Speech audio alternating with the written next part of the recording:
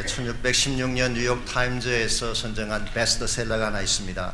그레이트이라고 하는 책입니다. 오바마 대통령의 연설문에도 이 책이 인용이 되고 또 제넷 옐린이라고 하는 연방준비제도 이사장의 연설에도 이것이 인용이 돼서 참 유명한 책 중에 하나입니다. 이 책의 저자인 앤젤라 덕워스라고 하는 자매님이 있는데, 이분은 하버드에서 유로바이올로지 전공하고 옥스포드에 가서 또 마스터 디그리를 따고 졸업한 후에 처음에는 고액 연봉을 받는 컨설팅 회사에서 일을 했습니다. 그러나 일을 하는 중에 그것이 자신의 천직이 아니라는 사실을 깨닫고 뉴욕으로 가서 한 공립학교에서 수학을 가르치는 교사가 됐습니다.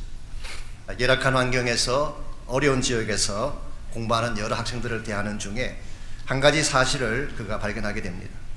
성적이 좋은 학생과 나쁜 학생의 차이점이 IQ에 있지 않다는 사실을 발견했습니다. IQ가 좋은데도 성적이 그저 그런 학생이 있는가 하면 IQ가 그저 그런데도 성적이 탁월한 그런 학생들이 있었습니다. 도대체 학교 생활에서 성공하는데 IQ나 재능보다 더 중요한 것이 무엇일까? 여기에 질문을 안고 그 답을 얻기 위해서 그는 펜실베니아 대학에 다시 입학을 했습니다. 그리고 거기서 심리학을 공부를 하고 거기서 PhD를 받고 지금도 유펜에서 심리학 교수로 사역하고 있습니다만은, 그분이 거기서 발견한 한 중요한 단어가 그레이트이라고 하는 단어였습니다. 이 단어는 굳이 번역을 하자면 불굴의 정신, 기계 혹은 건성 혹은 사투리긴 하지만 뭐 그렇게 번역할 수 있는 단어입니다. 그러나 이것은 단순한 객기나 고집을 말하는 것이 아니라 롱텀 고를 가지고 어떤 난관이나 어떤 어려움이 있을지라도 이것을 넘어설 수 있는 내면적인 용기를 지칭하는 것입니다. 그래서 앤젤라 교수는 이 그레이트라는 단어를 네 가지 단어로 풀어 설명했습니다. G자가 의미하는 것은 growth, 성장에 대한 열망이 있어야 된다. 이게 없으면 그레이트 있을 수가 없죠. R자는 resilience, 이것은 회복력을 말합니다. 복원력. 실패하고 넘어졌을지라도 오뚜기같이 다시 일어서는 성향을 가지고 있어야 됩니다. I자가 의미하는 것은 intrinsic motivation, 내면적인 동기가 강해야 된다. 그리고 마지막 T자가 의미하는 것이 tenacity라고 하는 이 아주 끈기, 불굴의 정신, 그렇게 번역할 수 있는 단어입니다. 이와 같은 요소들이 IQ보다 중요하고 재능보다 중요하고 환경을 넘어설 수 있는 성공의 비결이다, 그런 이야기를 했습니다. 실제로 많은 성공자들의 케이스를 보면은 IQ가 좋았다기보다는 이와 같은 집념이 강했기 때문에 성공한 예들을 많이 볼 수가 있죠. 남아공화국의 만델라 같은 경우도 그러다고 할 수가 있겠고요. 한국의 YS 같은 경우도 그분이 머리가 좋아서 대통령이 되셨을까요? 잘은 모르겠지만 그분이 돌아가신 전에 나온 책이죠. YS는 뭔 말이라는 책에 보면 그런 이야기가 나옵니다. 97년도에 IMF가 터졌을 때, IMF가 국제통화기금의 약자 아닙니까? 그래 자기 그 보좌관을 불러놓고 했다는 말이 거기 나와 있어. 아니, 백성들이 왜 이렇게 국제 전화통화를 많이 해서 이렇게 나라를 어려움 가운데 만들었냐고. 물론 조크로 만든 이야기 같습니다만은, 누가 봐도 그분이 IQ가 높았으라기보다는 어릴 때부터 가지고 있던 강력한 집념이 있었어요. 누구도 따라갈 수 없는 건성이 있었습니다. 이것이 그를 성공하게 했고 지도자가 되게 한 것을 볼 수가 있습니다. 이와 같은 내면적인 강인함은 사회적 성공이나 정치적 성공에만 필요한 것이 아니라 우리의 신앙 생활에도 필요하다고 할 수가 있습니다. 왜냐하면 우리도 극복하고 넘어서야 될 과제가 많기 때문에. 그러나 우리가 그리스도인으로서 가져야 될 이 그레이스라고 하는 것은 앤젤라 교수가 제안한 것과는 차이가 있습니다. 오늘 세상이 말하는 그레이트 혹은 앤젤라 덕워스가 말하는 그레이스는 어디까지나 본인 자신에게서 시작되는 것입니다. 자신이 끈기를 가지고 의지를 가지는 것, 출발점이 자아라고 이야기한다면 성경이 말하고 있는 영적인 이 건성의 기원은 우리 자신이 아니라 하나님 자신입니다.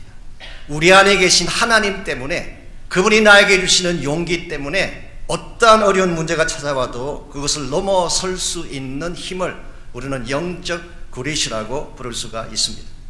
여러분과 제가 살고 있는 이 시대는 악한 시대입니다. 부패함이 많고 불의가 많은 이런 시대를 우리가 살고 있는데, 이와 같이 타락한 세대 가운데서 참으로 그리스도인답게 살아가려면 그냥 살아서는 안 됩니다. 우리 마음속에 무엇으로도 감히 꺾을 수 없는 영적 근성이 분명할 때, 어떠한 난관이나 시련이 닥쳐와도 그것을 넘어설 수 있는 영적인 의지나 기계가 분명할 때에 우리는 불의에 고개 숙이지 않고 하나님의 부르심과 목적을 향해 바르게 나아갈 수가 있는 것입니다. 이런 면에서 마지막 시대를 사는 여러분과 저 모두에게도 영적인 기계 혹은 영적인 근성이 필요한데, 이와 같은 영적 근성은 과연 어디로부터 오는 것일까요? 오늘 주신 이 본문의 말씀 보시게 되면 이 풀무불의 위협에도 불구하고 믿음의 기계를 지켰던 세 청년에 대한 스토리가 오늘 본문에 기록되어 있습니다. 어떤 분은 질문하세요. 왜 다니엘은 나오지 않느냐? 다니엘은 모르겠어요. 여행 중이거나 아니면은 우리 8장에 보게 되면은 병중에 있다고 한 걸 보면 아마도 침상에 누워 있었기 때문에 나오지 않은 것 같습니다. 어쨌든 오늘 본문에 보면은 세 청년이 나오는데, 우리가 읽지 않았지만 1절 말씀 잠깐 보시면 오늘 사건의 배경이 소개되고 있습니다. 느부갓네살 왕이 금으로 신상을 만들었으니 높이는 60규빗이요 넓이는 6규빗이라 그것을 바벨론 지방의 두라 평지에 세웠더라. 자, 느부갓네살 왕이 굉장히 거대한 스태츄, 큰 신상 하나를 만들었습니다. 높이가 얼마나 높으냐고 하면 60규빗, 이것은 90피트에 해당하는 것입니다. 굳이 우리식으로 표현하자면 27m 정도의 높이가 되는 굉장히 거대한 이런 신상을 세웠습니다.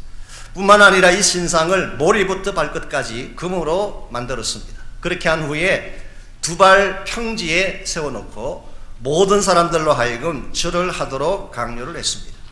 어떻게 이와 같은 일이 가능했을까? 여러분이 본문을 얼핏 보게 되면 납득이 덜 갈 수도 있습니다. 왜냐하면 지난주일 우리가 2장을 다루면서 말씀드렸죠. 느부갓네살이 꿈을 꾸고 해석을 못할 때에 다니엘이 찾아가서 꿈을 해몽해 주었습니다.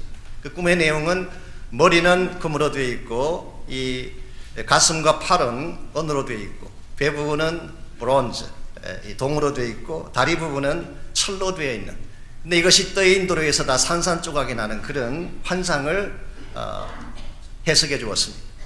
이 해석을 듣는 순간 느부갓네살은 굉장히 두려워합니다. 왜냐하니까 바벨론 제국이 망하게 되고 곧이어서 다른 제국들이 등장한다는 하나님의 메시지를 들었기 때문이죠. 그래서 이 환상을 본 후에 느부갓네살은 굉장히 두려워했고, 2장 마지막 부분에 보게 되면 이 느부갓네살이 청년에 불과한 다니엘 앞에 무릎을 꿇고 절을 했다고 했어요. 참 통쾌한 장면이죠. 바빌론 나라의 포로로 끌려갔던 아직도 새파란 20대 청년인데, 그 청년 앞에 제국의 왕인 느부갓네살이 무릎을 꿇고 절을 한 것입니다. 그리고 47절에 보면 하나님을 모든 신들 중에 뛰어난 신이라고 찬양을 했습니다. 이와 같이 하나님을 두려워하고 하나님을 찬양하고 다니엘에게 무릎까지 꿇었던 이 느부갓네살이 바로 그 다음 장에 와서 자신의 금신상을 세운다고 하니까 얼핏 읽기에 따라서는 납득이 덜 갈 수가 있습니다. 그런데 사실은 2장과 3장 사이에 한 절 사이에 16년간의 갭이 있습니다. 왜냐하면 이 금신상을 세운 사건은 모든 정복이 끝난 후에 일어난 일입니다. 열왕기상 25장 8절에 보게 되면 느부갓네살이 예루살렘 성을 함락했을 때 그 연도가 나와 있습니다. 그 연도가 언제냐고 하면 느부갓네살 19년째라고 했어요.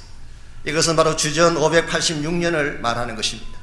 자, 예루살렘 성을 함락시킨 것이 느부갓네살 19년째 되던 해라고 한다면, 지난주를 함께 묵상했던 꿈을 해몽한 사건은 언제 일어난 사건이었나요?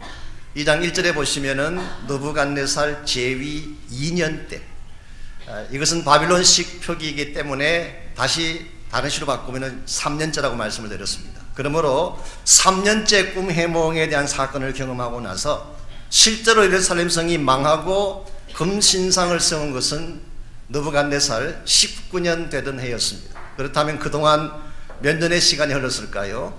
19 빼기 3을 하면 16년이 나오는 것입니다. 그러므로 생략되어 있긴 하지만 사실은 2장 마지막 절과 3장 1절 사이에 16년의 세월이 흐른 것인데, 일반적으로 시간이 흐르면 시간이 지나면서 점점 좋아지는 사람들이 있습니다.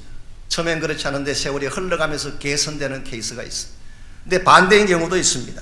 처음에는 괜찮은 것처럼 보이는데 시간이 흐를수록 점점 악화되어져 가고 점점 망가져가는 사람이 있어요. 오늘 본문에 나오는 느부갓네살의 케이스는 후자의 경우라고 할 수가 있습니다. maybe 처음에는 하나님을 두려워하고 경외했는지도 모르겠어요. 그런데 약 16년간의 세월이 흘러가는 동안에 점점 그 마음이 바뀌기 시작하고 그 마음속에 교만이 찾아오기 시작했습니다. 왜냐하면 바벨론이 망하게 되는 것이 아니라 더 강해지고 영토가 더 확장되어 갔기 때문입니다. 기록에 의하면 그 당시 바벨론이 인도까지 점령을 하고 아프리카의 북부인 이디오피아를 점령을 하고 물론 남쪽 유다 왕국까지 함락을 시키고 그리고 나서 우리가 다 아는 것처럼 하나님의 전이라고 알려져 있는 성전을 회파하고 성전을 불태우는 일까지 했습니다. 이와 같이 하나님께서 계시는 성전을 감히 회파시키고 불을 질렀음에도 불구하고 nothing happened. 아무 일도 일어나지 않은 것입니다. 그러자 느부갓네살의 마음속에 아하, 내가 보았던 그 꿈은 사실이 아니구나. 바벨론이 망하게 되는 것이 아니라 바벨론은 더 강성해질 수 있는 나라이다. 그래서 그는 보란듯이 두라 평지에 큰 금신상을 세우고 머리만 황금으로 만든 것이 아니라 머리부터 발끝까지, 그러므로 from head to toe, 머리부터 발끝까지 다 금으로 만들므로써 바벨론은 결코 망하지 아니하는 영원한 제국이다, 이 사실을 선포한 것입니다. 이와 같이 누구나 다 볼 수 있는 가장 높은 지역에 그는 금으로 된 바벨론을 상징하는 그 금신상을 세운 후에 5절과 6절을 보시면은 이 금신상에 절할 것을 강조를 했습니다. 그리고 6절, 만일 누구든지 절하지 않는 자가 있다면 맹렬히 타는 풀무불 속에 던져서 죽게 하리라, 그렇게 이야기를 했어요. 이와 같은 느부갓네살 왕의 호령 앞에 감히 절하지 아니할 사람이 있을까요? 7절 말씀해 보게 되면 모든 백성 나라 방언의 사람들이 악기가 울려 퍼질 때에 금신상 앞에 엎드려 절했다고 그렇게 성경은 기록하고 있습니다.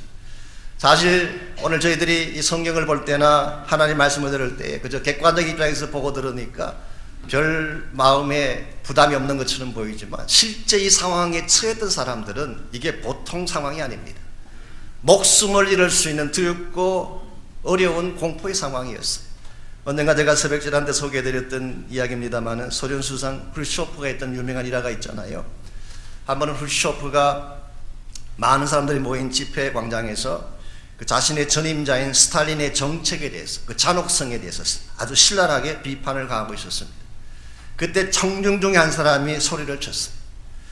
당신이야말로 스탈린과 가장 가까이 있던 사람 중에 하나인데 그러면 왜 그때 스탈린의 정책을 중지시키지 못했습니까? 그 순간 후르쇼프의 얼굴이 험악한 얼굴로 변하면서 소리가 쳐졌습니다. 방금 그 말한 사람 누구야? 나오라 그랬어요. 나왔을까요? 못 나왔을까요? 여러분, 그 공포스러운 분위기에서 감히 누가 나오겠어요? 물을 끼얹듯이 조용해지고 숨소리가 들리지 않을 정도로 고요한 정적이 흐를 때에 그때 후르쇼프가 침묵을 깨뜨리며 했습니다. 왜 내가 그때 아무 말을 못했는지 이제 알겠느냐. 이 공포 분위기라는 것이 이런 것입니다. 우리는 폭군들에 대해서, 독재자들에 대해서 쉽게 이야기를 하지만 생탈 여권을 가진 폭군 앞에서 감히 거역하고 나선다는 것은 상상조차 할 수 없는 일인 것입니다. 그랬는데 이와 같이 무섭고 두려운 공포의 분위기에도 불구하고 사드락과 메삭과 아벳느고 세 사람이 거절하고 나왔어요. 바벨론 제국하에 있는 모든 자들이 다 무릎을 꿇었지만 그 세 사람만은 무릎을 꿇지 아니하고 무릎 꿇기를 거부함으로써 느부갓네살의 정책에 반기를 든 것입니다. 이것은 오늘 본문이 기록된 정황이에요. 이와 같은 사실을 알게 된 느부갓네살이 13절 말씀에 하면은 굉장히 진노하고 분함을 터뜨렸다고 했습니다. 그리고 14절, 느부갓네살이 그들에게 물어 이르되 사드락 메삭 아벳느고야, 내가 내 신을 섬기지 아니하며 내가 세운 금신상에게 절하지 아니한다 하니 사실이냐? 옛날 번역이 조금 더 마음에 와닿습니다. 옛 번역은 이렇게 되어 있어요. 짐짓거리 하였느냐. 이게 훨씬 더 마음에 와닿지 않아요? 너희들이 하다 보니까 실수한 거겠지, 의도적인 게 아니겠지, 혹시 너희들이 생각 없이 한 일이라면 짐짓 그리하였느냐, 사실이 아니겠지. 그래서 15절에서 이제라도 너희가 준비하였다가 나팔이 불고 악기가 울릴 때에 내가 만든 신상 앞에 엎드려 절하면 오케이. 여기서 그는 마지막 한 번 다시 기회를 줍니다. 이제라도. maybe 아마 느부갓네살의 마음속에는 이 청년을 살리고 싶은 마음이 있었던 것 같기도 합니다. 왜냐하면 이렇게 깨끗하고 능력 있는 자들을 만나는 게 쉽지 않다는 것을 알았기 때문에. 그래서 이제라도 다시 한번 기회를 주는데, 이제라도 너희들이 마음을 돌이키고 절을 하면 모든 것을 없는 것으로 하겠지만, 그러나 만일 절하지 아니하면 즉시 너희를 맹렬히 타는 풀무에 던져서 죽게 하리라. 여기서 느부갓네살은 회유와 함께 협박을 동시에 넣고 있습니다. 너희들이 돌이키면 오케이, 그러나 그렇지 아니하면 가차없이 풀무에 던지리라.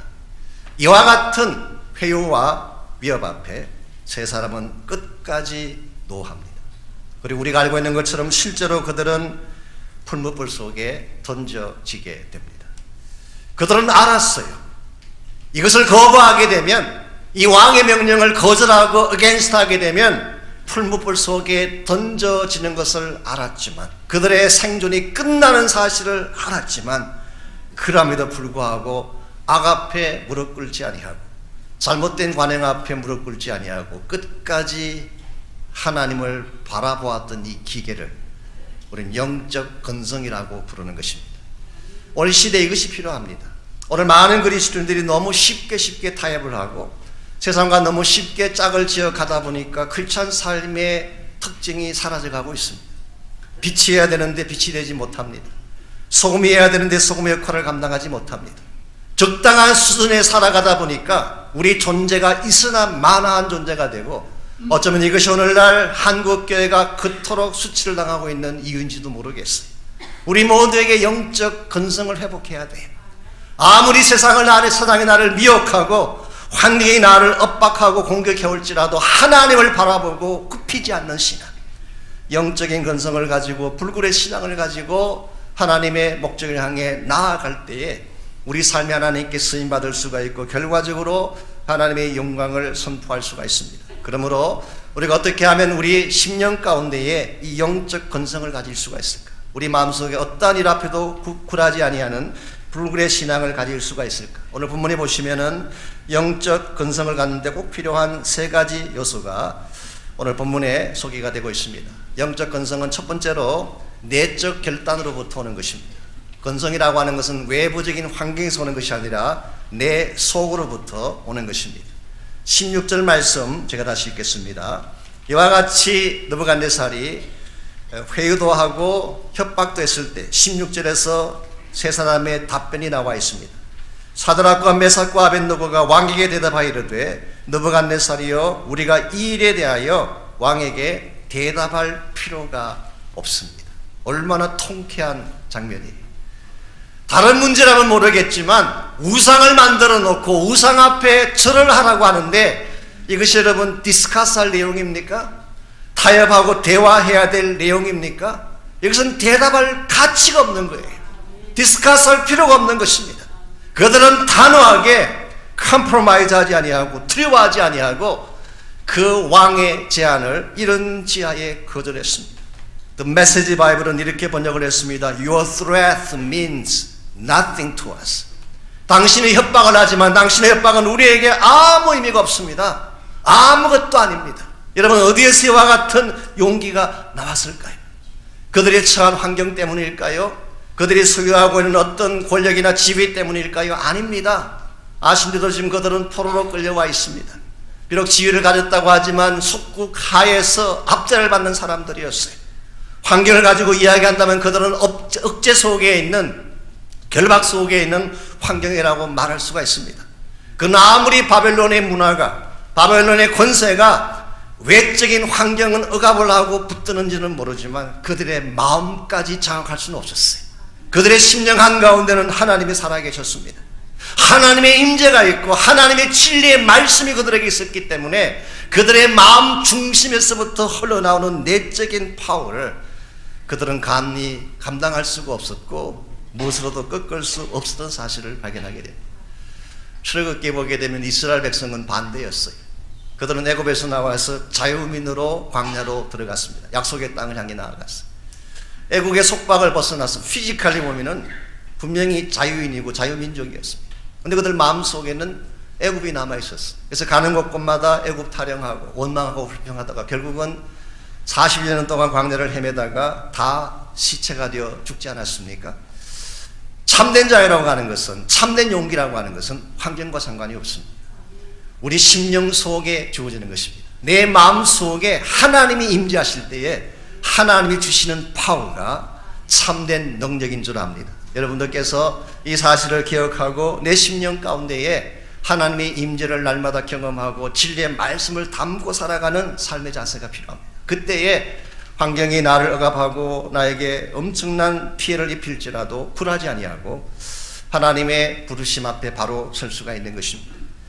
안희숙 사모님이 쓰신 책 중에 죽으면 죽으리라 유명한 책이 있지 않습니까? 그 책에 보게 되면 일본 판사와 사모님이 마지막으로 나누었던 대화가 거기 나옵니다. 아시는 대로 1945년 8월 18일 오전에 사형 집행 날짜가 잡혀 있었어요. 근데 마침 8월 15일 해방이 됐기 때문에 돌아가시지 않았지만 8월 18일 오전에 사형 집행 날짜가 잡혀 있었습니다. 그러므로 이 판사하고의 대화는 마지막 대화라고 할 수 있습니다. 보편적으로 처형 직전에 있는 죄수들은 이런 상황이 오면 살려달라고 애원하기 십상입니다. 아니면 형집행을 연기해달라고 애원할 수도 있겠죠. 근데 안사모는 그렇게 안 하셨어요. 오히려 한 편의 시를 그 판사 앞에 읽어 주었다고 합니다. 물론 일본말로 된 시죠. 제가 그 내용을 풀이 다 이해할 수는 없지만 대충 이런 내용입니다. 넓고 넓은 끝없는 대해에 밀려드는 파도, 바위 와서 부딪히고 와서 부딪히지만 파도는 거품을 피우고 파도는 부서지고 말지만 우뚝 선 바위는 여전하리라. 이런 내용의 시였어요. 이 무슨 뜻일까요? 여기서 바위는 하나님을 의미하는 것입니다. 창조주이신 하나님. 파도라고 하는 것은 인간이 세운 제국을 의미합니다. 하나님을 대적하기 위한 제국들, 로마 제국이든 바벨론 제국이든 헬라 제국이든 그들이 끊임없이 와서 부딪혔지만 그들은 다 거품같이 사라지고, 심지어 일본 제국까지도 지금은 큰 소리를 치고 있지만 언젠가 거품같이 사라질 날이 온다는 선포였어요. 이 시를 일본 판사가 못 알아들었을까요? 그래도 똑똑한 사람입니다. 그는 이 시를 들은 후에 다음과 같이 이야기를 했습니다. 당신 죽기를 각오했구만. 그때 한 사람이 뭐라고 대답하셨는지 아십니까? 잘못하셨습니다. 저는 이미 죽어서 왔습니다. 이미 죽어서 왔다고 말하는 사람 앞에 누구도 대적할 수 없어요. 나는 이미 죽은 자입니다. 자기의 목숨을 내어놓고 자기의 모든 것을 다 내어놓고 나는 죽었다고 말하는 자 앞에 어떤 권세자도 이길 수가 없습니다. 결국은 그 판사가 오히려 두려워하고 떨었던 그 일화를 제가 오래전에 읽었지만 기억이 납니다. 오늘날 이 시대를 사는 그리스도인들에게 이 용기가 필요하다고 생각합니다. 이 스피릿이 우리에 있어야 돼요. 그냥 세상 따라다니면서 세상에 흘려주는 몇 가지 떡조각 얻어먹고 그게 만족하게 끌려가는 그리스도인의 삶이 아니라 정말 나에게 불이익이 찾아오고 나의 모든 것을 다 빼앗기는 그런 상황이 올지라도 진리를 선포할 수 있는 용기, 하나님의 하나님 되심을 선포할 수 있는 용기가 우리에게 있어야지 우리가 이 땅을 변화시키고 이 세상 가운데 복음의 빛을 전할 수 있게 되는 것입니다. 이런 면에서 참된 용기, 참된 영적인 건성은 우리 내면의 결단으로부터 옵니다. 두 번째로 이와 같은 불굴의 용기는 하나님에 대한 전적인 확신에서 옵니다. 이것을 우리는 절대적 믿음이라고 부를 수가 있습니다. 토럴리 하나님을 신뢰하는 믿음을 말하는 것입니다. 17절 말씀 제가 다시 읽어드리겠습니다.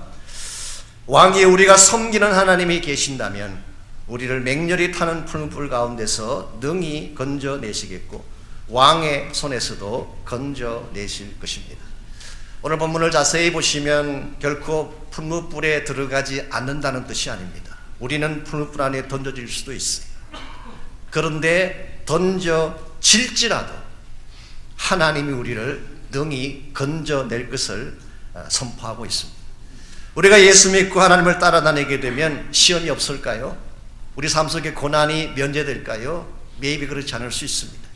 우리가 정말 진리 가운데 서서 바르게 살아가려고 하면 풀무 같은 시련과 어려움이 찾아올지도 모르겠습니다. 그런데 한 가지 더 분명한 것은 풀무불보다 훨씬 더 강력한 파워를 가지신 하나님이 우리를 보호하시고 건져내신다는 사실. 오늘 우리가 어떠한 일을 당할지라도 두려워하지 않고 뒤로 물러서지 말아야 될 이유가 여기 있습니다. 우리와 함께 하시는 하나님이 세상에 어떤 존재보다 더 크신 분인 줄 믿습니다. 너희 안에 계신 이가 세상에 있는 이보다 더 크다고 했어요. 어떠한 악한 마귀가 대적을 하고 우리 삶을 탈취하기를 원하고 나에게 협박과 위협을 가할지라도 나를 능히 풀무에서 건져내실 하나님이 살아계심을 믿기만 한다면 여러분 두려워하지 아니하고 고난 중에도 주님 바라보며 능력 가운데 살아갈 수가 있습니다.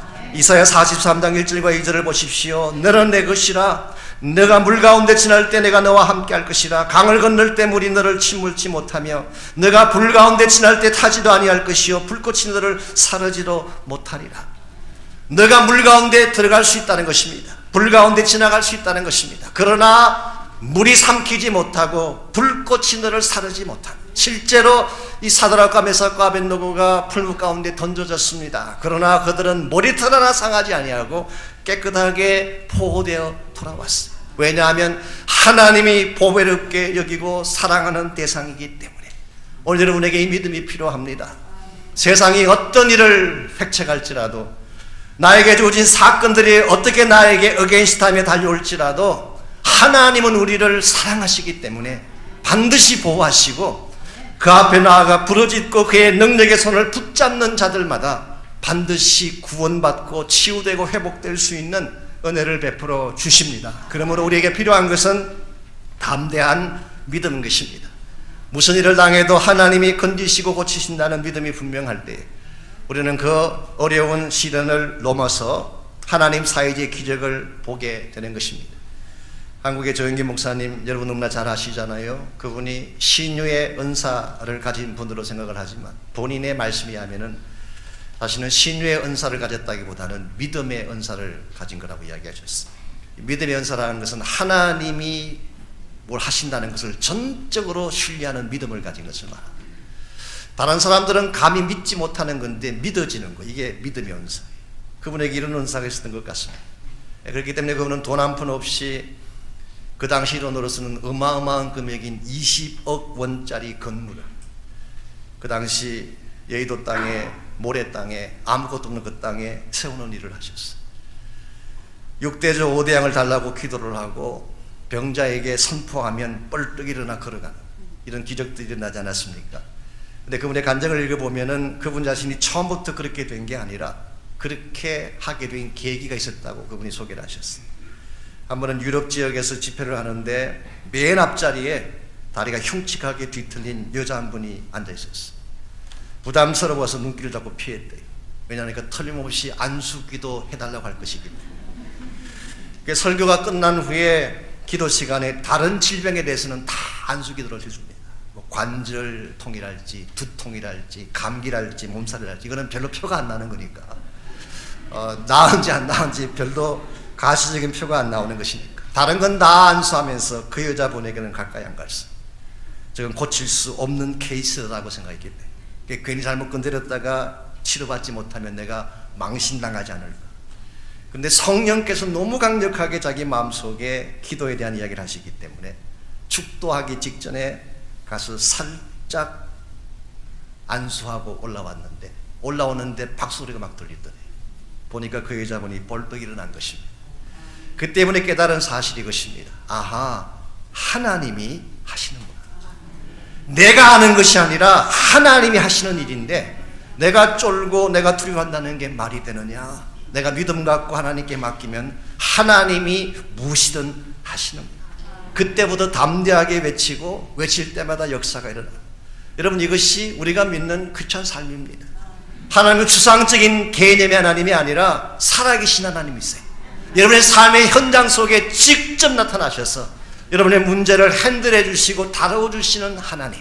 그러므로 여러분의 문제가 있을 때에 홀로 그 문제를 부여안고 신음하고 울고 두려워하며 앉아있어서는 안 됩니다. 능히 이 모든 풀무에서 건져내신 하나님께 나가셔서 기도하시기 바랍니다. 그냥 기도하지 말고 선포하며 기도하시기 바랍니다. 선포하는 기도마다 반드시 응답되어지고 기적이 일어날 줄 믿습니다.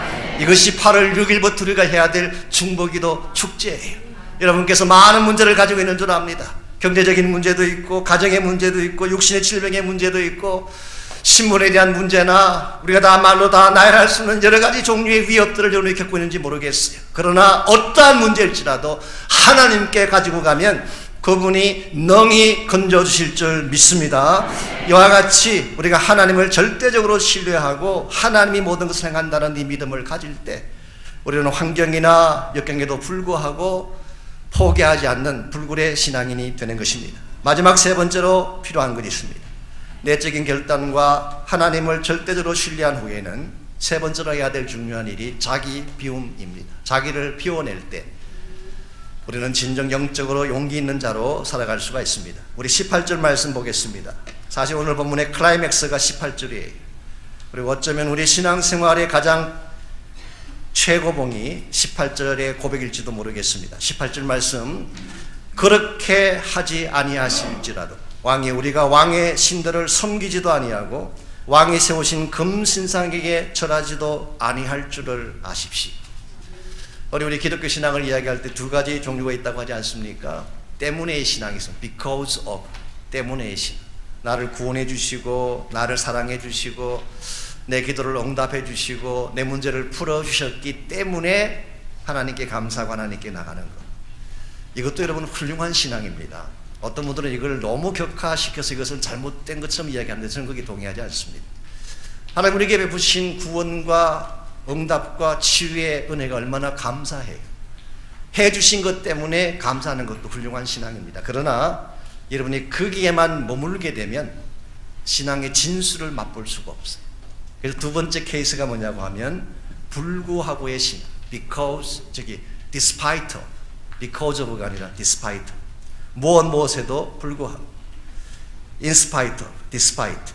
나의 뜻대로 되지 않았지만, 나의 응답이 거절당했지만, 내가 지금도 still 고통 가운데 있고 아픔 가운데 있지만 그럼에도 불구하고 in spite of, 그럼에도 불구하고 하나님께 감사하고 하나님께 영광 돌릴 수 있다면 이게 성숙한 최고 수준의 믿음이라는 것입니다.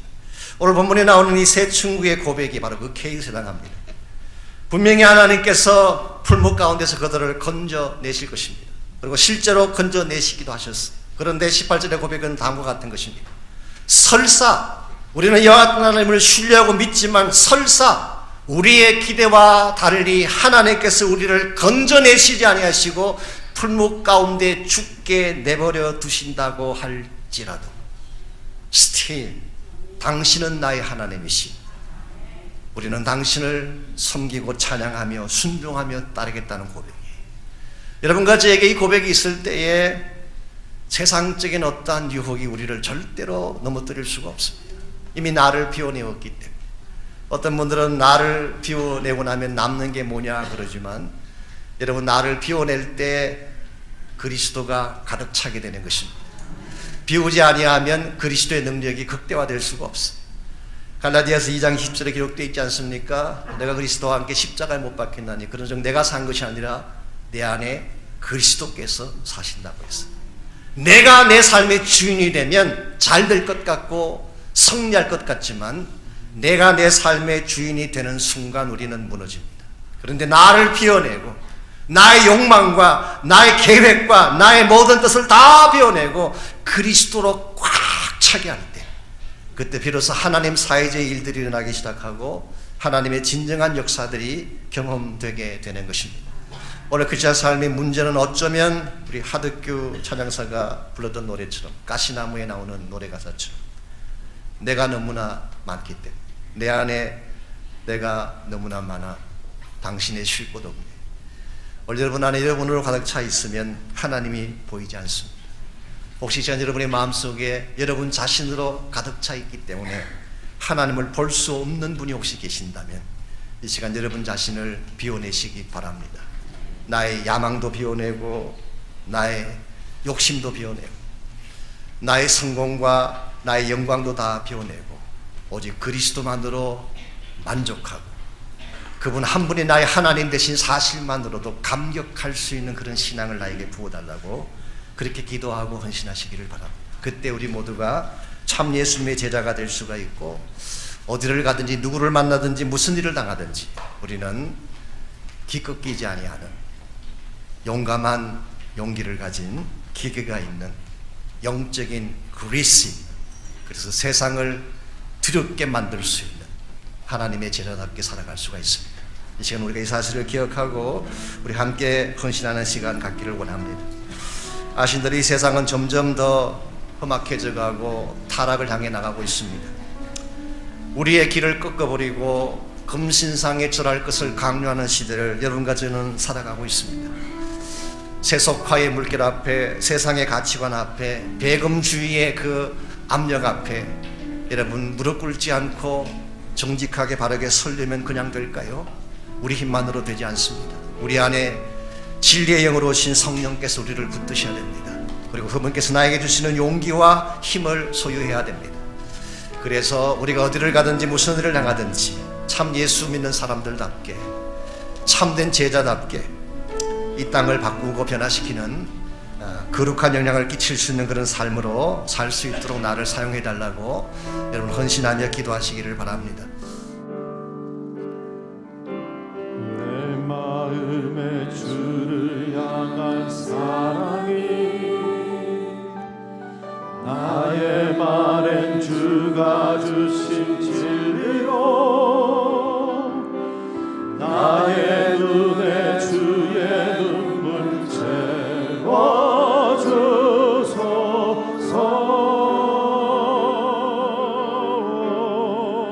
내 입술에 찬양의 향기가 내 입술에 찬양의 향기가 두 손에는 주를 닮은 섬김이 나의 삶의 주의 흔적 나게 하소서. 우리 다 하면서 함께 찬양합니다. 하나님의 사랑이 영원히 함께하리. 십자가의 길을 걷는 자에게 순교자의 삶을 사는 이에게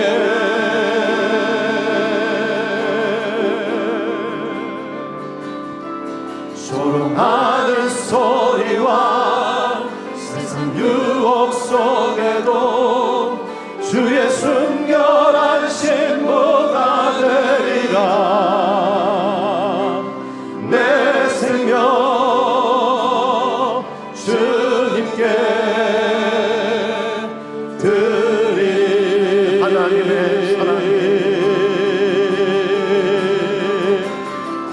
하나님의 사랑이 영원히 함께하리. 십자가의 길을 걷는 자에게 순교자의 삶을 사는 이에게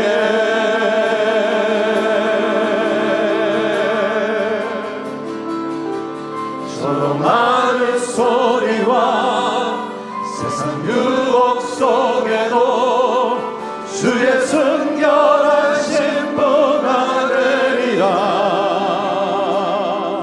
내 생명 주님께 내 생명 주님께 내 생명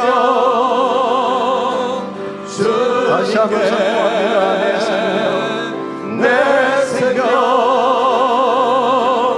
주님께 드리리.